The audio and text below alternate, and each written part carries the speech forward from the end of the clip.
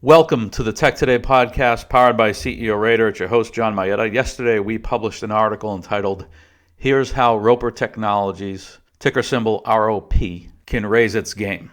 And a key element of what was a three-point recommendation, the key element was a focused enterprise software M&A strategy. If you listen to this podcast, if you follow us, our articles at Tech Today, you know that we believe that scale is the name of the game in software.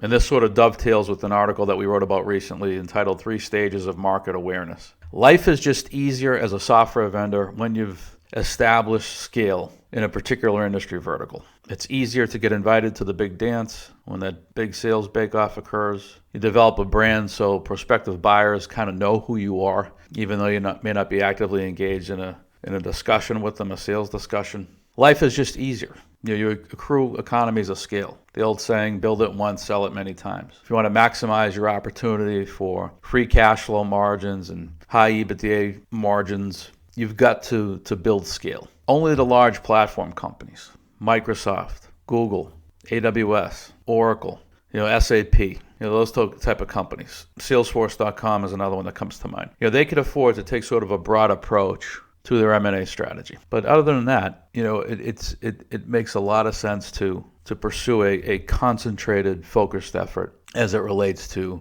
M&A. The return on that investment will be much higher if that investment is a focused one. It also makes sense to focus on larger deals because small deals take just as long to close as large deals. And you get more bang for your buck when you're pursuing large acquisitions of both public and private software companies. So let me give you a couple of examples of where scale has paid off for M&A. Look at ticker symbol ANSS. They've had a tight M&A strategy. Look at SS&C Technologies, ticker symbol SS&C. They've had a focused M&A strategy around investment operations. And then let's look at a handful of past acquisitions for Roper. October 2016, Construct Connect, cloud-based data collaboration and workflow automation solutions used in the construction industry. To me, that falls under the project management space, more specifically project management for property management. And the big companies in the property management space are RealPage, which is public, ticker symbol RP, and Yardi, which is private, down in Santa Barbara. The largest adjacent player that everyone may know is CoStar Group, ticker symbol CSGP, which is more on the data side and the property listing side. But they've bled over a bit into property management. Property management has bled into data and listings. So if you're going to pick a company like this off, it would make sense to build an ecosystem around it. Then you could look at Deltek, which I believe was December of 2016. Roper acquired Deltek, which is one that I met years and years ago, probably most recently, 2004, thereabouts. IT project management. Oracle has made a number of acquisitions in that space years ago, probably a decade plus at this point. CA with their Niku acquisition back in 2004. This was a space that was starting to scale in the early 2000s. And that would have been the time to cobble a bunch of these things together. And as I say, Oracle did a number of acquisitions in and around this area in the early 2000s. And Deltek is a little bit of a horizontal play in that it touches many industries. Just screams, hey, this is the type of asset that should be acquired by one of the horizontal enterprise guys, Oracle, SAP in particular. Infor, if you know Infor on the private side, that's another one that Deltek would have made sense. So if you're Roper, what do you build around this that makes sense? I think to try to build an ecosystem around Deltek is throwing good money after bad. Foundry, based in London. Roper acquired these guys about a year ago, March 2019. 400 million or so pounds, creative software for digital design, media, entertainment industries. So if you think about Adobe, Autodesk, ADBE and ADSK respectively. Don't quote me on this, but I believe ANSYS has a presence in that market as well. But Adobe and Autodesk are the 800-pound gorillas. So how are you going to scale Foundry in that space? You're never going to become number one and number two. You could become a number three player were there a robust M&A landscape that you could roll up. And there are a few small houses that do VFX and digital creatives, but it's not a multi-billion-dollar industry.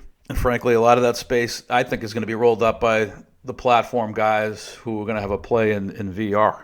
Facebook, Apple, Disney, who are going to increasingly want to own more of the creative process for their respective gaming efforts, whether it be headset-based, phone-based, what have you. iPipeline, acquired August of last year, which is an insurtech company that I met, I think, for the first time in 2007 down in Exton, Pennsylvania. And I met them once or twice when I was a banker. I want to say twice as they were scaling up the management team. Exchanged a note with them during my corp dev days. Last time I had contact with them was sometime in 2011, where they were exclusively focused on the life insurance industry, automating some of the upfront processes. Still a lot of paper used in the onboarding process within the life insurance industry.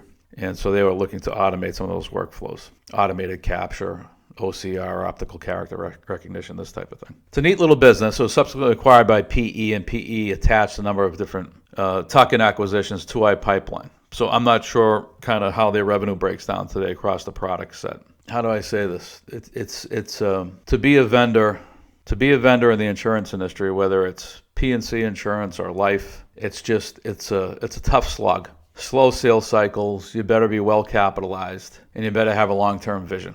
And you've got companies like my old firm Solera on the P&C side, now owned by private equity. You've got companies like Verisk who have done very well for themselves in the space. VRSK is the ticker. You've got IHS Markit, who has a play there, ticker INFO. You've got a number of private companies in the space. You've got guys that do specialist work in that space. For example, SS&C has a business with an insurance where they handle the portfolio accounting for various assets. And so InsurTech, is as much as any industry vertical I can think of, requires deep pockets of focused strategic effort. In longer term, you better do more than just offer workflow, right? You better be able to provide some insights, some analytics off of that workflow.